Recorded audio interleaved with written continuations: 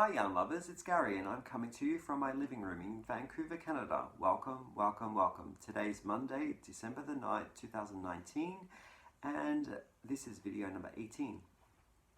So I wanted to say thank you to all the subscribers who have recently subscribed and left comments. I try and read all of the comments and answer them as best as I can. And in this video I'm going to be answering some of the questions that you left me. And I want to also send out a big welcome to anyone who is just popping in for the first time. This channel has been set up to explore some of my knitted and crochet experiences. I cover works in progress, completed works, yarn acquisitions, and occasionally I stitch myself into a problem and I reach out to the community to get your experience and your wisdom on how to tackle problems. So I have one of those for you today as well.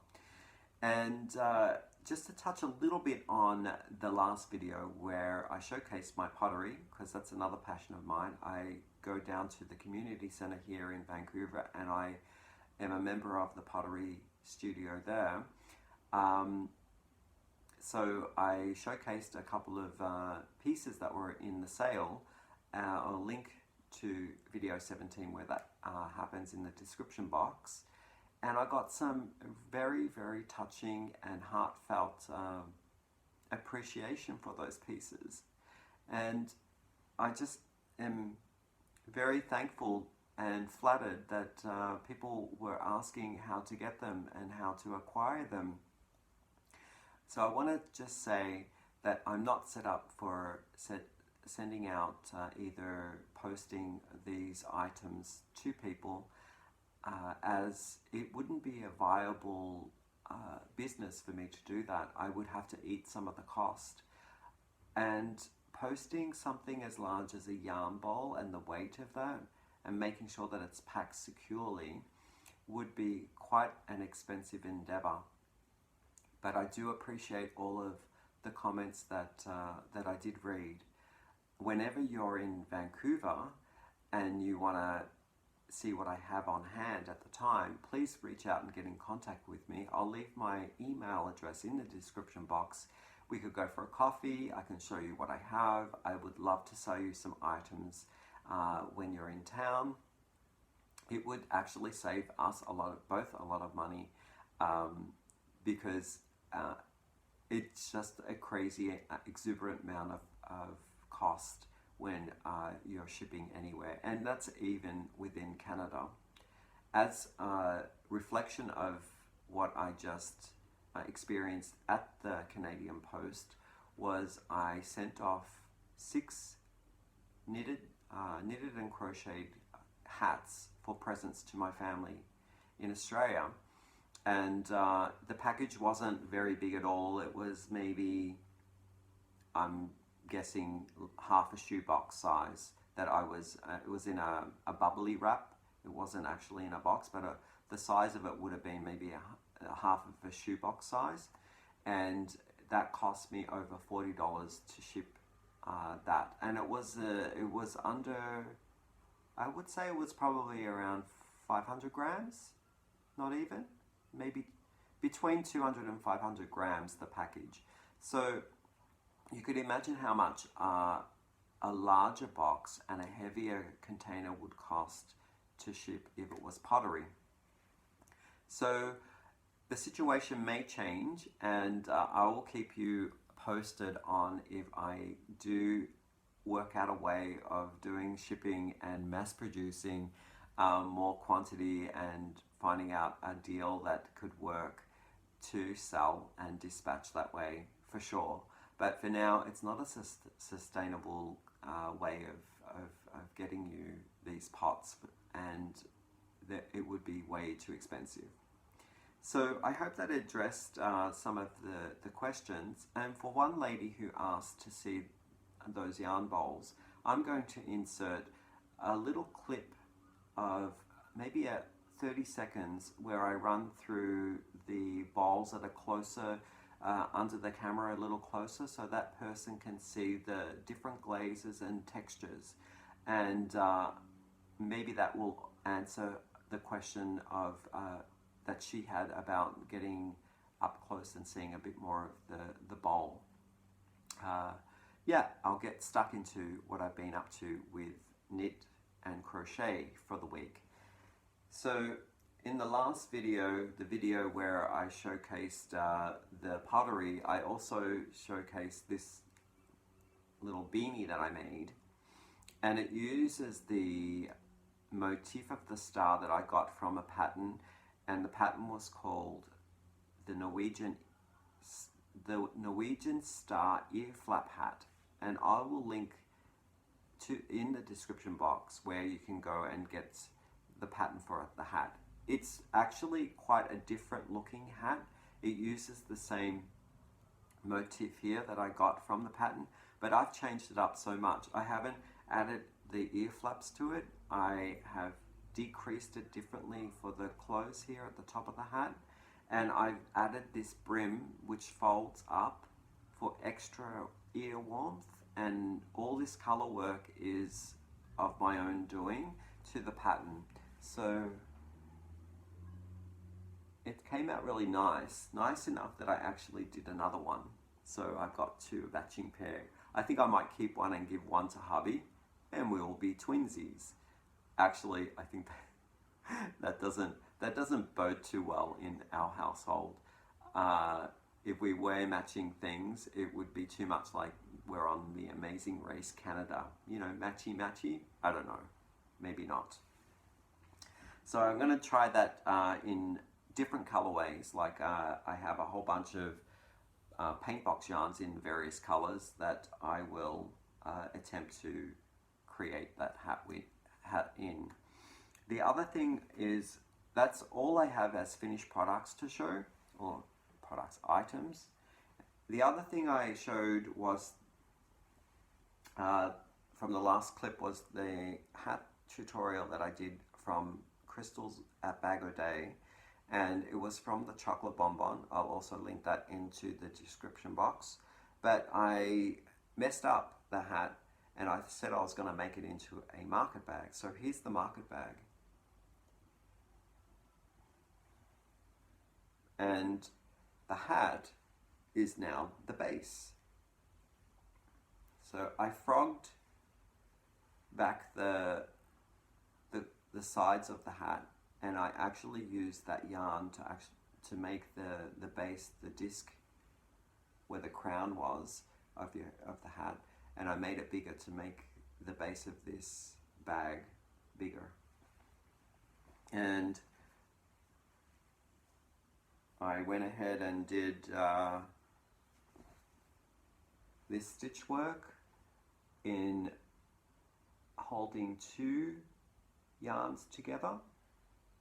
This bag uses 4 yarns, so the base is the Mary Maxim worsted in the brown colorway, and the body here, the turquoise blue, is both Red Heart and Red Heart Super Saver in the Aruba Sea colorway,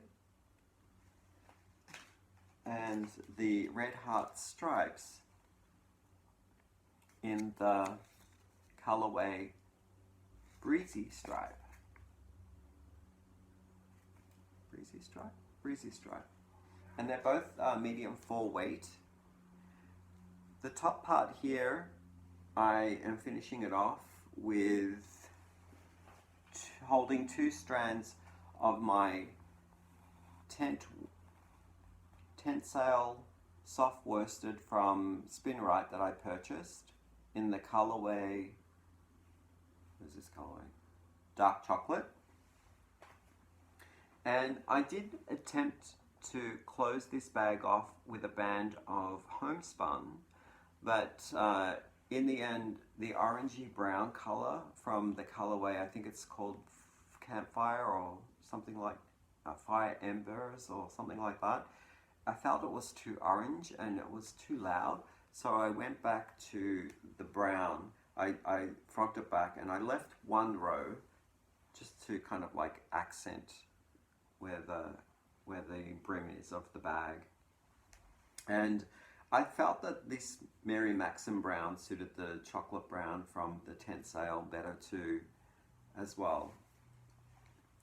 What I'm going to do with this bag once I finish the brim is I'm going to apply the strap, and I'm going to pick up crochet stitches, and I'm going to stitch a really big strap across from one side to the other. Now I'll make it in the fashion of like to be worn. I think they call it a saddle bag, where you wear it to your side and you have the strap go across the front of you diagonally over one shoulder and to the back. And what I'm thinking of doing with that strap is make it so that it's quite thick where it attaches to the bag, and then as it goes to the shoulder height, to taper it in and then come back to a thicker strap on the other side. And I'm thinking of knitting a pocket on there so that you can put your cell phone in and use it for easy retrieval, and if you want to jack in some headsets, you can actually listen to music. I think that'll be a nice detail on the bag as well. Now comes the part of this video where I'm going to ask the community for their advice. So back in April, I was doing some cables.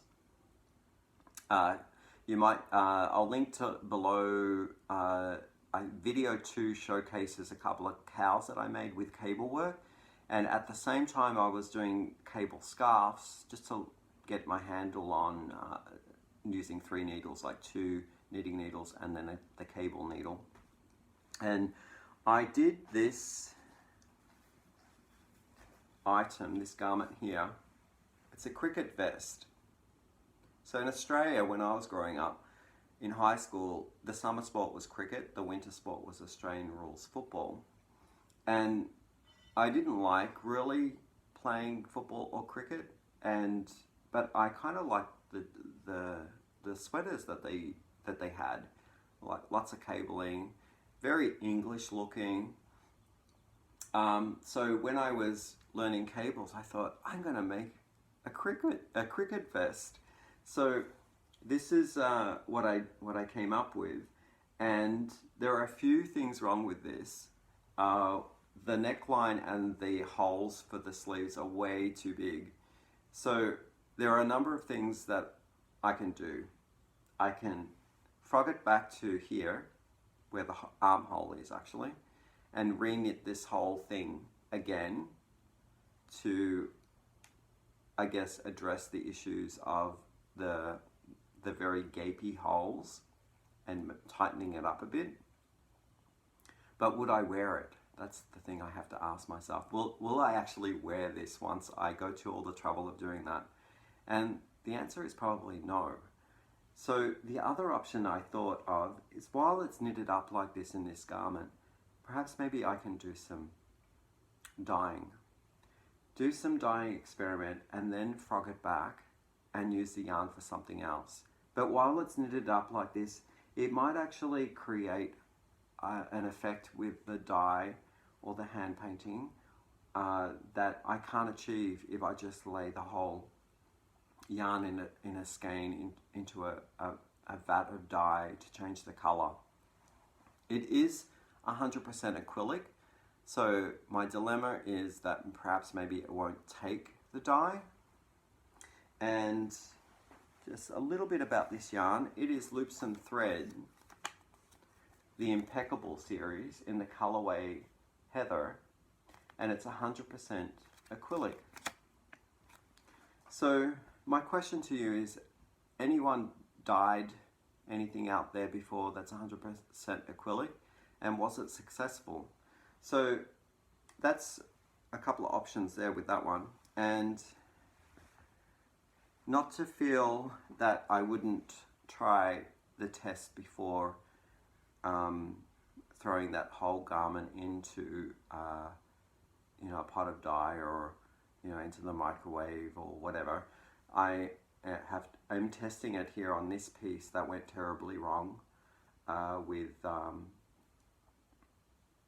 my count. I was actually designing this pretty much from photographs and thinking, oh, it looks to have like so many cables across and so many like flat panels, and I was doing the math in my head, and the first attempt at doing how much I needed to go around me was a little bit overzealous, and it's very, very big. So if I was to do dyeing, I would try it on this first. The grey that I'm using in here is Briggs & Little grey, and it's 100% wool. So the dye I wouldn't have an issue with the dye taking to that, but just the acrylic I know might be an issue. That is all of my finished projects, my works in progress, and my question to you yarny wise people out there. I have some acquisitions to show you.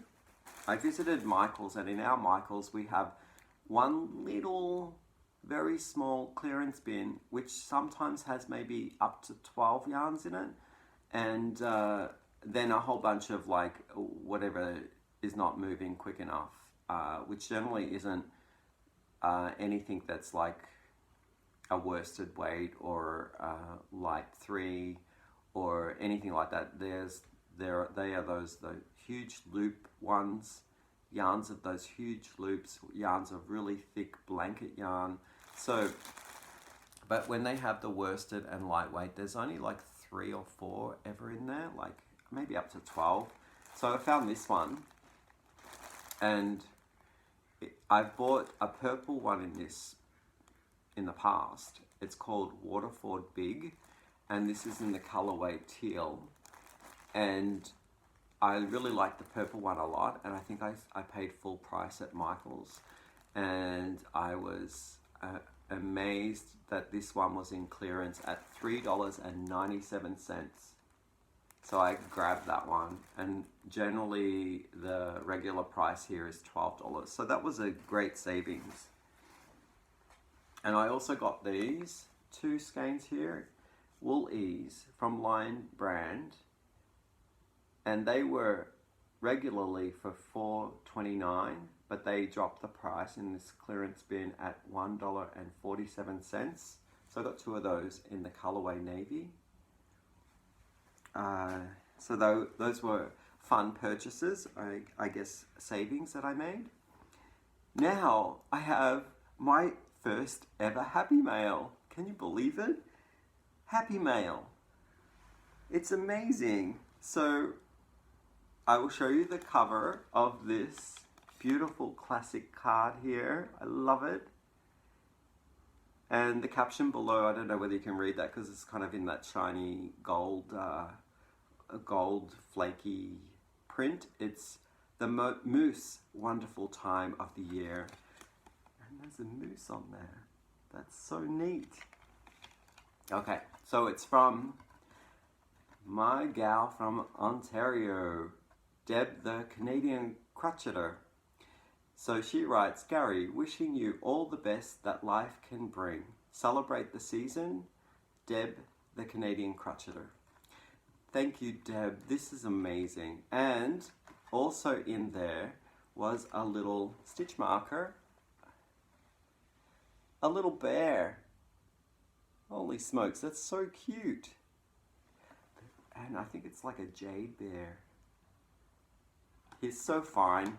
Oh my god, that's great. And I will use, this is my very first stitch marker. Can you believe that? I use wool, like I use yarn for where I am, and I use paper clips.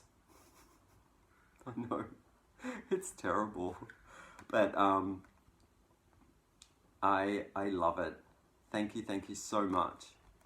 And I think that's about it. That's all that I have to say, and I just wanted to do the housekeeping thing, that all the yarn that I've shown or discussed or have presented here in this video, they're all opinions of my own. I'm not sponsored, or what is that word? I don't have any affiliation with any of these product names. So you are getting my unadulterated and personal opinion, and these are only my opinions. You may have had certain experiences with these yarns that are entirely different, and I appreciate everyone's opinion. So if you have something to say that could be useful for anyone who is watching this video or reading comments below pertaining to what I've just shown, then please supply your comments. That would be great. And I hope you're having a great day, and I'll be back with another video very, very shortly. Bye for now.